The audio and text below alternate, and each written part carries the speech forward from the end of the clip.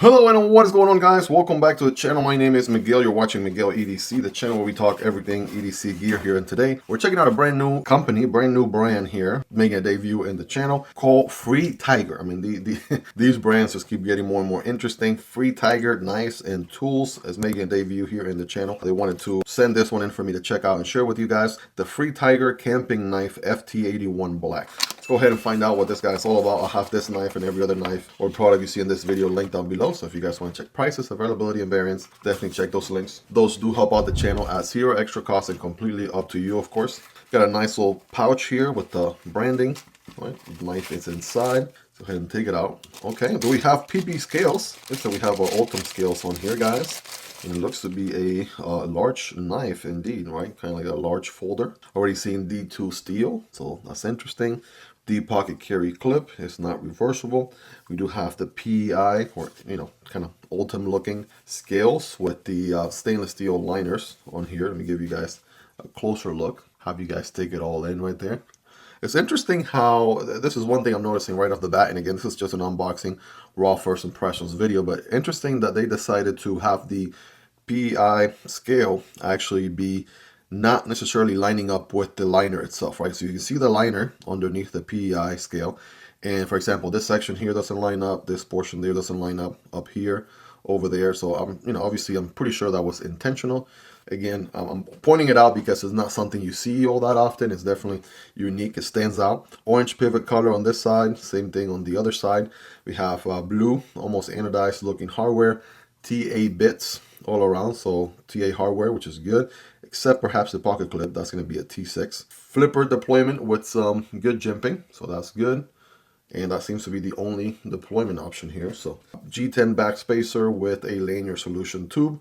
That's the way to do it. Looks nice and flush and clean. All right, moment of truth. Here we go. Flipper, bam. All right, so let's break this thing down. All right, the model here is the FT81. So just like every other knife company that has sent out knives to me in the past, or knife I've gotten a chance to check out here, guys. Whenever you make a knife, it's always a good thing to give it a unique name that helps identify this knife from the crowd and sea of knives out there. If you just go letters and numbers and make some sort of alphanumeric soup letter, what have you, it's going to be hard to remember a knife. So we have iconic knives like the Spyderco PM2, the Savivi Elementum, the Kershaw Leak, right? So all these have branding and model with an actual name, not the alphanumeric combination. But that aside, we have a sort of drop point blade there, right, with a little bit of bayonet switch there. The FreeTiger logo is a little bit on the bigger side, right? You guys let me know in the comments. Maybe if it was just a little bit shorter, it still accomplish what they were going for, and it wouldn't be so big, heavy on the billboarding there, and it's just D2 a model name on the other side. So it's not too heavy on the billboarding, it's just a logo. It's just, it looks a little massive there. If anything, we do have a flat grind D2, which is, pretty good, strong budget steel, easy to sharpen. And with this black coat, it's going to be great for corrosion resistance, since D2 is not necessarily corrosion resistant by default, but the black coat there is certainly going to help. We definitely have plenty of access here to the liner. So check that out. And I want to say the Lockup. Where are we on Lockup? This is brand new out of the box, so maybe it needs some break in. But that Lockup is barely at what is that? 10%, 8%, 12%. So it's barely in the tippity tip of the corner there on the left. So sometimes I see a little bit of either that, or here's the opposite end of the spectrum. A recent knife that I checked out here, the lock bar or liner is all the way to almost all the way to the right. So with a liner lock, the good news though is that it's going to continue to wear over into the tang of the blade there. So that's always good. It always force it a little bit as well, like that. So that's a little bit better. What is that, like maybe 20%, 25% or so? But just to give you an idea there. Nice drop shot action. Let's zoom out. There we go. The flipper there, we can light switch it for sure. Digging that. Push button it works as well. So one deployment and one deployment option, but it works, right? The flipper is nice and high here above the pivot line. So it really gives you a lot of leverage there when deploying this guy. And it's a nice flipper tab, right? Nice and big with jimping, right? There's almost no hassle missing the flipper in any way, shape, or form. So it works good there. Drop shot action. Of course, this thing is going to be on ball bearings. That's why we get that drop shotty action right there. Alignment is smack in the middle right there, as you can see. And let's check the ergos, right? So let's see. Ergos, the flipper tab there as your finger guard. all other fingers follow suit. The pocket clip is a little bit on the lengthy side. It does have this kind of Civivi Vision FG looking build to the clip, so I do feel that in the hand a little bit. So if I squeeze, right, really hard, I do feel it there, so I'm gonna give it like an 8.5, 9 out of 10. So that's that. It's not reversible, something to keep in mind, but I am able to get a full purchase with my average size hands, which is good. I got good jimping there on the blade, so we can get to work, right, with this guy. Looking pretty nice, right? Definitely a large knife. Let's do some size comparisons here to give you a ballpark. Starting here with the good old US of A, we got the MSI from Microtech. There is the Stitch, right, from Microtech as well. So you can see it's hanging in there, right? It's definitely not as large as these other two, but it's definitely hanging in there. As a matter of fact, I'll give you a ballpark right now. Overall length over, let's say over 8 inches. Yeah, under 8 1/4, so somewhere like 8.1, 8.15 or so, right? On the maybe 8.2 on the overall length. Here's the PM2, definitely very PM2 size, maybe just a hair bigger. There's the Para 3, obviously shorter in comparison. Here's the Demko AD 20.5.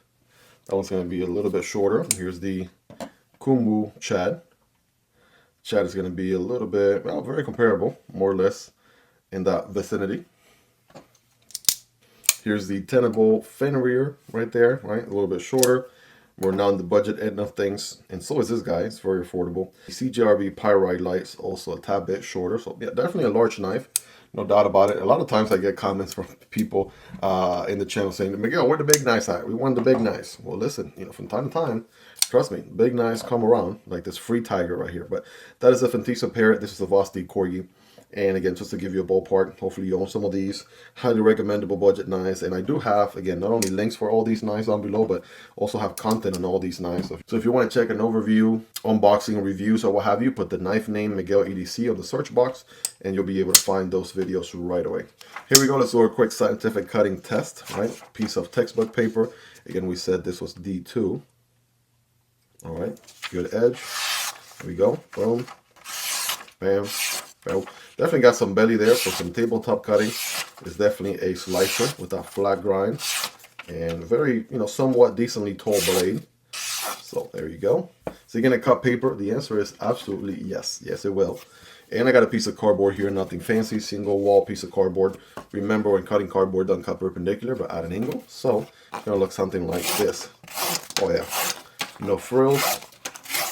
It is straight up a cutting tool through and through. If you can get one last one.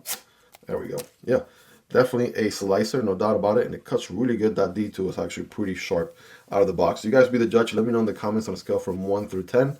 How sharp is this guy? Rate that factory edge. And I gave it a nice little wipe there. And it's like nothing happened with that black coat. Right, looking pretty good. Again, it's very interesting with the Ultim scales, right? Really digging it. And the fact that the scales are uneven to the liners also kind of gives it very interesting, unique touch, if you ask me, to say the least. So definitely making a great first impression, guys. The FreeTiger FT81. Well, there you guys have it. That is a quick unboxing, raw first impressions video on this guy making a debut here in the channel. FreeTiger as a brand.